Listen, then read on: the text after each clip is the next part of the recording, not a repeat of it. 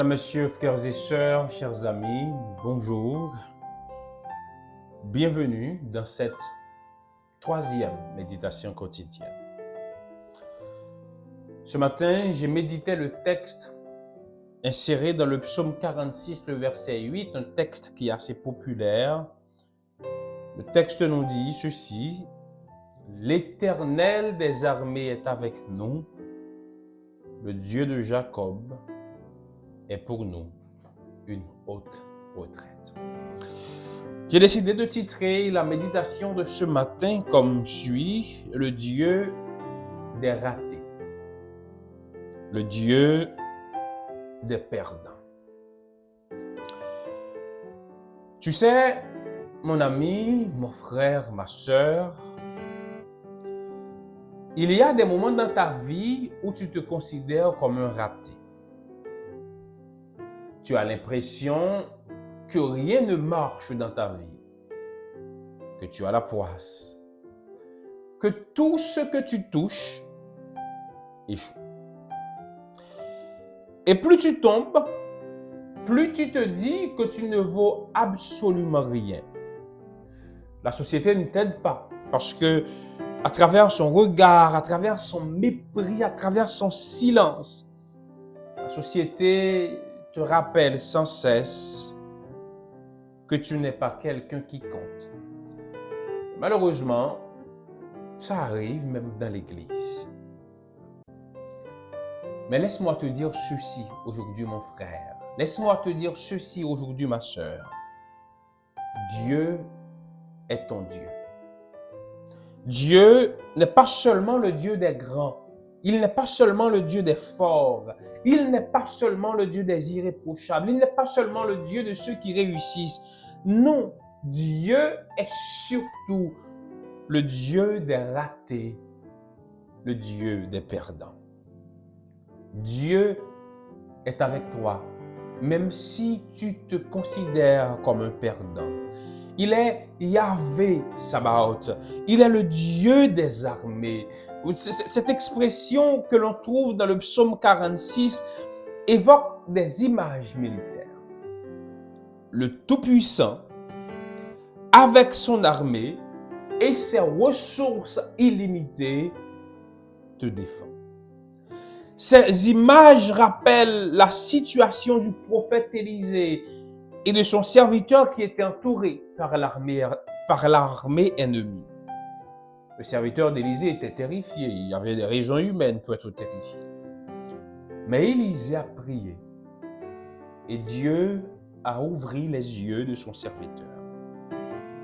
Alors, le serviteur d'Élisée vit les montagnes couvertes de chevaux et de chars de feu. Il a vu l'armée invisible que Dieu avait placée autour d'Élisée, cette même armée que Dieu avait placée autour de son serviteur Élisée, sache-le, est aussi autour de toi dans toutes les circonstances de ta vie. Et peut-être que ces paroles d'espoir, tu les trouves merveilleuses. Mais au fond de toi-même, tu te dis, oui, c'est beau, mais pas pour moi. Dieu, sûrement, il se tourne vers ceux qui ne commettent pas de faute, excusez-moi, vers ceux qui vivent droit, comme le prophète Élisée, comme le prêtre Zacharie, ou comme l'homme intègre qui était Job. Tu penses que Dieu ne s'occupe que des spirituels irréprochables, que des pasteurs, que des anciens, que des diacres, que des gens fidèles. Dieu ne s'occupe pas de toi, c'est ce que tu te dis. Mais permets-moi de te dire ce matin que tu te trompes. Car en lisant notre texte de méditation, le texte me dit que le Dieu qui est pour moi une haute retraite, c'est le Dieu de Jacob. Et c'est intéressant que le texte ne dit pas que c'est le Dieu de Daniel, que c'est intéressant que le texte ne dit pas que c'est le Dieu de Joseph. C'est intéressant que le texte ne dit pas que c'est le Dieu d'Enoch. C'est intéressant que le texte ne dit pas que c'est le Dieu de Marie, mais le texte me dit c'est le Dieu de Jacob. Et je vais t'aider à comprendre pourquoi c'est intéressant. Parce que Dieu, il connaît tes pensées. Il sait que tu te dis que peut-être avec toute ton enfance qui était mauvais, avec toutes les fautes que tu traînes derrière toi, que tu penses que tu ne mérites pas l'aide de Dieu. Dieu sait que tu penses en ce moment que son secours est réservé à ceux qui tiennent bon, mais je veux te dire aujourd'hui avec l'aide du Saint-Esprit que c'est faux.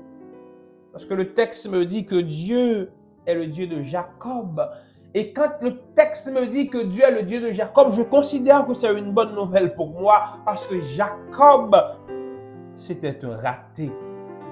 Jacob, c'était un perdant. Jacob était un pécheur. Jacob, c'est celui qui mentait, qui trichait, qui fuyait, qui errait. Et pourtant, Dieu l'a choisi. Dieu l'a aimé. Dieu s'est lié avec Jacob et c'est là le message que le Seigneur t'envoie. C'est là le message que le Seigneur m'envoie. Dieu n'attend pas que tu sois au sommet de ta vie spirituelle pour t'aimer. Dieu se révèle à toi quand tu es au plus bas, quand tu crois que tu ne vaux plus rien, quand tu te considères comme un échec. Dieu veut encore être ton Dieu. Alors mon frère, ma sœur, je voudrais te laisser aujourd'hui avec cette assurance que Dieu est le Dieu des ratés, que Dieu est le Dieu des perdants. Si tu te crois perdu, si tu portes le poids de tes fautes, si tu as l'impression que tu n'as pas de valeur, sache que Dieu t'attend. Son amour est pour toi. Son secours est pour toi. Son refuge est pour toi. Viens à lui. Alors tu découvriras que le Dieu de Jacob est aussi ton Dieu. Et tu seras heureux pour toujours. Si tu sens que tu es un raté, que tu es perdu et qu'il ne reste plus d'espoir pour toi, souviens-toi que si Dieu a pu aimer Jacob, il t'aime aussi. Il sera ton Dieu. Prions le Seigneur.